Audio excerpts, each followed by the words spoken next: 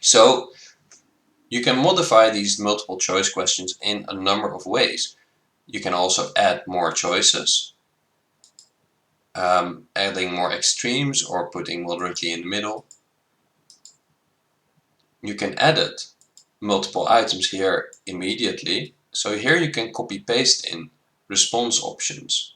So if you have a Word document that you prefer to work in with added multiple, you can copy paste response options in here.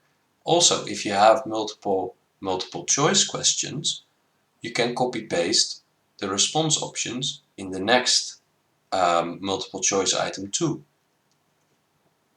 Then there are some other very important elements to questions.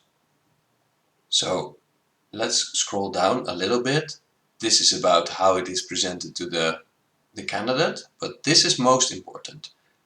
Here we can ask for validation and requirements. So when we look at validation, we can now say that people need to select a number of answers. And when we look at requirements, we can force a response or request a response. And if we tick off requirements, people can skip the question and they won't be reminded. So checking requirements is generally good practice. And for most surveys, you may want to either force a response or request a response. If there's a possibility that participants cannot answer your question, maybe requesting a response is better.